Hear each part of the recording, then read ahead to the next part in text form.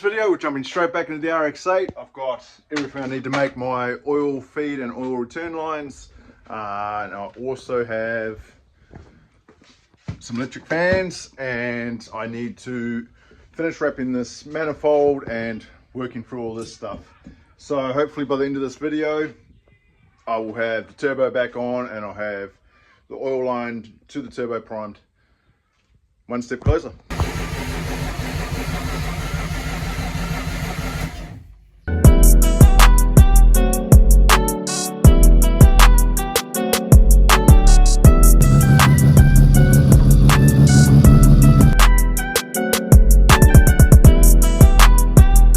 First thing on my list to do is to wrap this. I've got these hose clamps to hold the this on, but the only problem I'm going to have is where I've put this and obviously this bolt here, so I might just wrap it up to here and then put some heat paint on there or something like that. I'm not 100% sure yet, but I'll get this wastegate off, wrap that, put it back on the car, and then mount the turbo and start making up some lines. Okay, found some ceramic paint stuff that I've just sprayed that part of the manifold with. It looks all right. So I'm just going to wrap from here to here.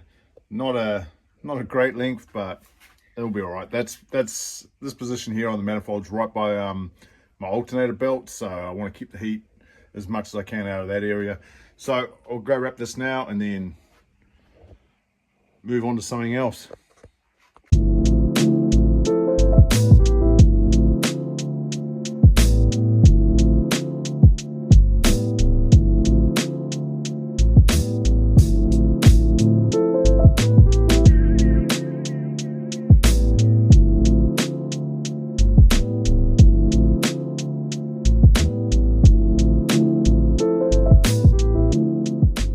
This looks dumb, but it will do the job. I'm not very good at wrapping stuff, but that's fine. So I'll wait for that to dry and then we'll offer that back up to the car. We'll locate it with the bracket with this bolt here, and then I'll sit the wastegate back on.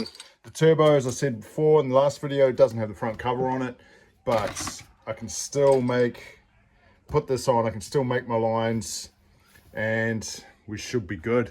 And once that's done, as I said before, I can actually put oil in the car and actually pump the oil up to the turbo as soon as I fix or find a solution for that starter motor. Yeah, so it's been a couple of hours, got the manifold all back on, it's all located, accelerator's all back in. I do have my oil feed line sitting in here. I'm just hoping it's long enough. So moving forward, I'm going to get this intercooler pipe in now and get the blow-off valve all sorted, and then we're going to look at offering the turbo up to it, then making the lines. So got all the intercooler piping back on. It's all red. It's actually really quite busy. I don't remember it being that busy down in there, but obviously it was. So moving forward now, I'm going to look at putting the turbo on, but before that can happen, I need to make the other end of these lines, actually where it bolts into the turbo. I'll show you now, but I've got them all set out ready to go. I picked them up from Speed Factor yesterday, so what I've got here is just the flanges, and then we're just going to weld this dash 10 on for the return, and I think this is dash 4 for the oil feed, which that's the oil feed there and oil return underneath. So I'll get that done, and then that turbo can be bolted in, and then we make the lines. But on a side note, I got this from James today. What a good dude. He's dropped me off some electric fans and even got some Hot Wheels. Pretty sick. So I'm going to try and look at getting those fans in this weekend as well. Whether or not they'll be wired up is a different story, but yeah, I'll get ahead and start welding these up.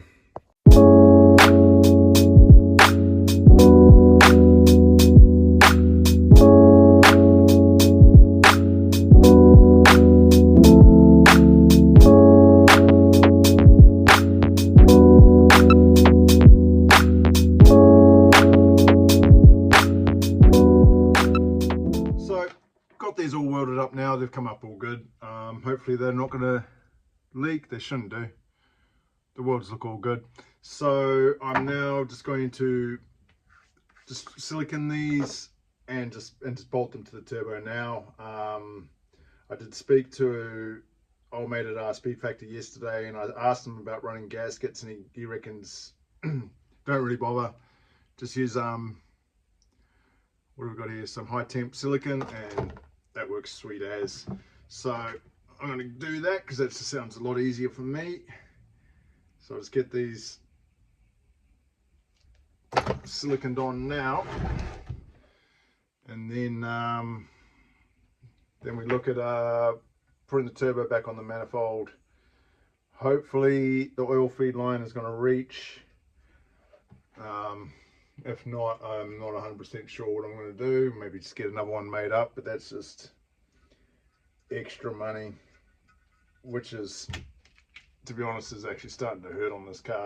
Everything is expensive for it, but I'm quite happy with it. It's turning out how I want it to.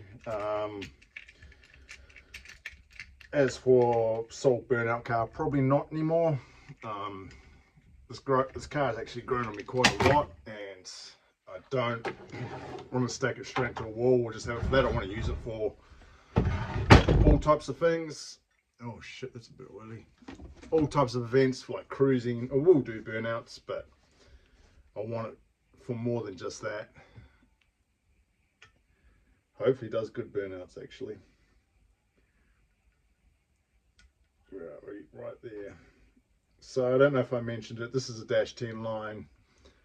I've got all new fittings for it. I'm using that line that I got with my oil cooler kit, but I'm going to wrap it in some of this to try and protect it from the exhaust housing. I do have a turbo beanie for this also, so hopefully that works out all good. Last thing I want to do is melt the oil return line. Oil goes onto here and the car burns down. So that does it. So now I have my inlet and outlet fittings there. Sweet, was nowhere near as hard as I thought it would be. So I'll go and install this now.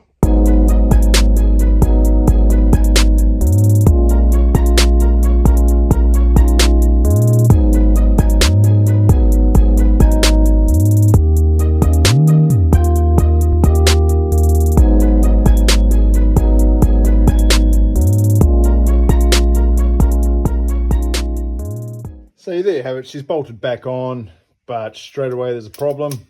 I got this line made up prematurely, and I thought I had the measurement right. No, won't reach that. Well, it will if I run that straight across the exhaust housing, which I'm not a big fan of.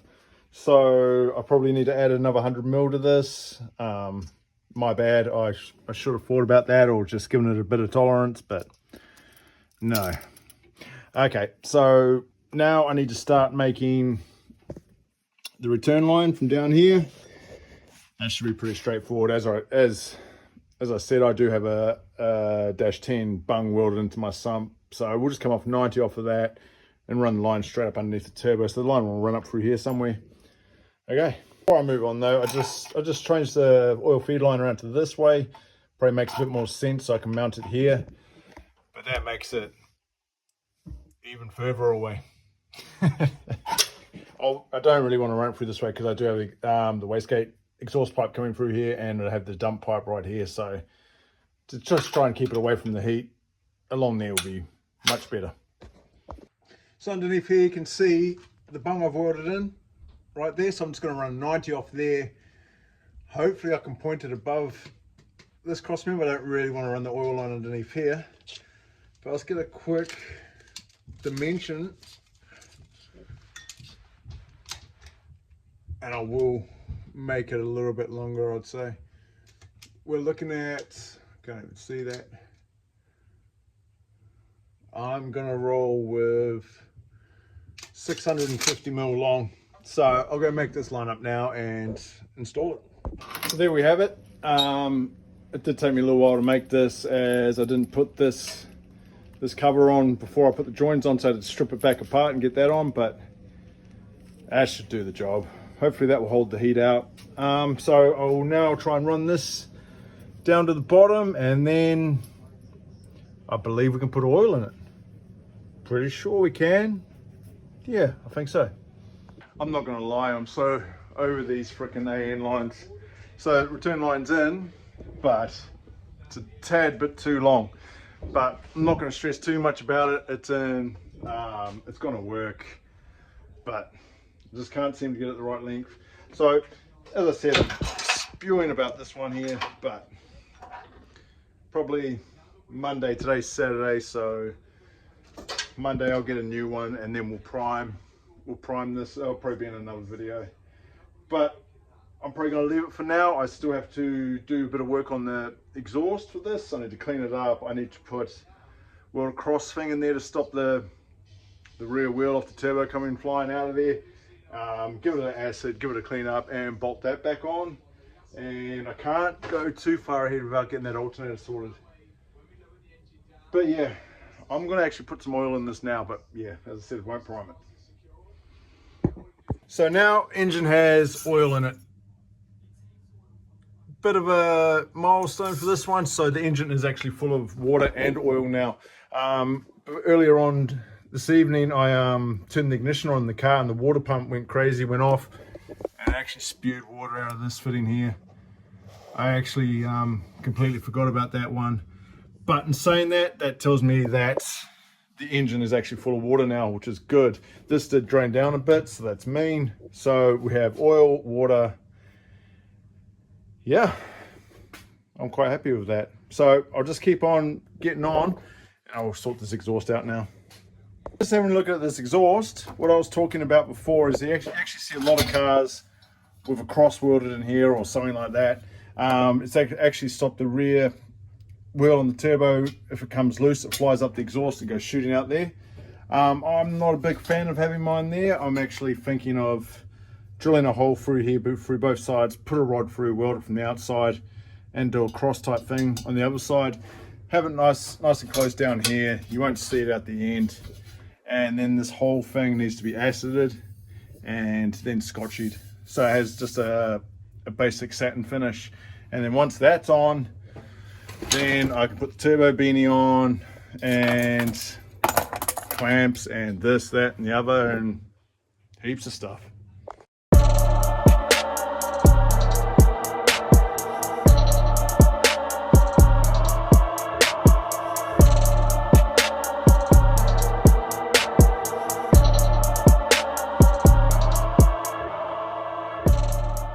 So there you go, there's a cross in there now, and as I said, it's just welded on the outside. They don't have to look pretty, but while I was welding that, I was just thinking, why doesn't everyone do it that way? And there must be a reason, something that I'm not thinking about. Hopefully I haven't made a faux pas here. So I've just got this hanging up now. I'm just going to go through and acid all these welds, let it sit for about 20 minutes, then wash it off, and then spend a little while just scotching it, and then it can go back on the car. Won't be for the last time because I still need to weld a O2 sensor in there somewhere. Not 100% sure where yet, but that's further on down the line. I think this looks a million times better. She's been acided and just scotched a little bit. It could do with a little bit more work, but that'll be all right. So I'm gonna go bolt that back on the car now and probably leave it there for tonight, and then tomorrow, got a few little issues I need to sort out.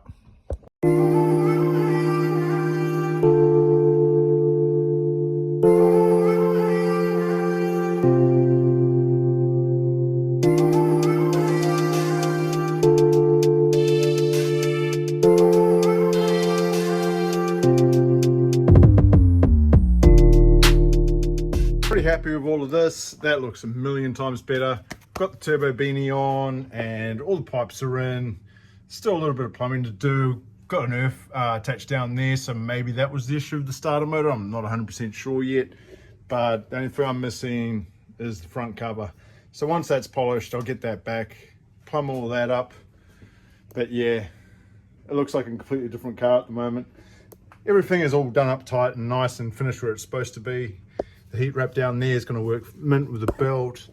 But yeah, that oil line, and I still need the alternator. So tomorrow I'll come back into this, figure out that starter motor. I will be able to prime the engine with oil. I just put this end into a bottle and then I'll swap this line out on Monday. There doesn't seem to be any oil underneath the car. I put oil in about, man, it must be about 2 hours ago now, and there's nothing on the ground, so I'm happy with that. I just need to block, as I said before, that one off there for the water, and then we can run the pump. We can prime the engine for oil, and then I'll be quite happy. We also need to look at the fans, whether I can put the fans on here or we go back into putting them in front of the radiator. Either or, I'm not too worried, but I'll get those in tomorrow. Won't be wired up, but they'll be mounted anyway.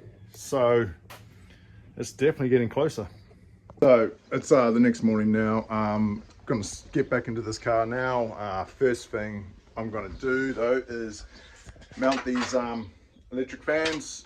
Originally I was gonna put them on the front of the radiator, but I've now decided to put them inside here, just to take away from this eyesore down here. But I'll get those mounted in, and then we'll put it back on the ground, check a few things. I'll get this RX8 out of here, and then we're gonna put this in the middle of the floor, start turning it over until oil comes out of that feed line. Yeah, on a good note though, there's no oil underneath the car, so I'm quite happy about that. Yeah, get into it. Fans are in. Yeah, it'll be all right. You're nice and solid in there. Hopefully the front compressor housing clears this fan, but it is what it is. So now I'm gonna move this out because I need to lower this down, put it into the middle of the garage, get that starter motor turning so I can prime this oil line here. And I need to take the seats out for Ray. He wants those for his ute, so he can have them. Yeah, we'll get on to it. So much easier to work on now. So what I've done is I've just had a quick check over a few of the wiring issues that I have. For some reason, that pump with my new temperature sensor in there, when I turn the ignition off, that keeps going because of the, I don't know, something in there is telling it to keep the water pump going until it comes down to temperature. So I need to sort that out. That earth that I bolted on here hasn't changed the starter motor, so I'm going to rewire that into, I got a little fuse box I put in the middle there somewhere. You can't see it, but I'm going to wire that into there and just hook the starter motor to a switch for now, and start priming this thing, and then just tie up a few loose ends. As I said, get those seats out for Ray, and then I think I'm going to call this video done, and then it'll be back to saving money again to buy the ECU. So I am going to run a Microtech in this. I found a kit that I'm really keen for from Microtech, but it's flipping expensive. So we're looking at about 3.5 grand's worth. So that's going to take a little bit of time to get that money. So this will probably sit on the back burner for a while. But as I said, a lot of the things now are squared away. So yeah, that's about the gist of it. So I've done a little bit of a box wiring job. I found my starter motor signal wire, whatever you want to call it, and just run a wire up to, this is that fuse box I was talking about here. So if I turn the ignition on, oh, you can shut up. This, in my mind, should turn the starter.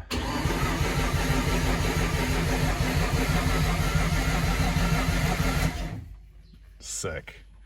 Okay, so what I'm going to do now is I'm going to watch the bloody, I'm going to put a little container underneath the oil feed line. Probably get the young fella to go watch that and wait till oil starts pissing out of that. Look at all my warning lights. A bit rough, but it will work. Now that I know it will work, I'll go get all nice connections, and I'll put some, maybe a push button. I don't really like those push button things, but I might have to get one. And I'm just going to run the starter motor just for a push button start. Good. Yeah.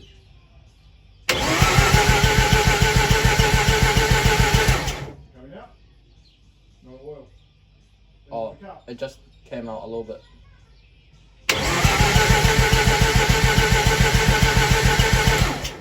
oil's in there? Like a 7th That's fun. or an 8th, I don't know. Fully pumped about that.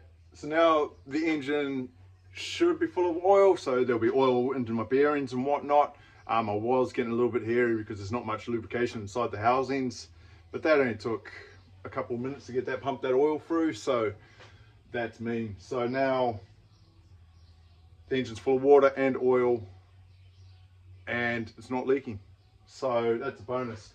Unfortunately now, as I said, I need to start saving for the ECU for this thing, and yeah, it's not cheap.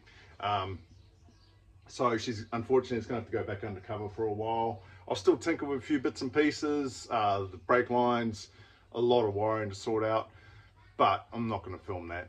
Probably coming up in the next video, we're going to look at that trike again. Hopefully you can try and find a brake caliper for that, for the front, then we can ride it. And there's also the club car. I do have a diff sitting over there that was donated. It's blown, but we're just going to weld it up, so it's going to have a lock diff in it. Yeah, so that should be the next couple of videos. But anyway, sorry about this long video, but it achieved, so that's cool. Anyway, thanks for watching.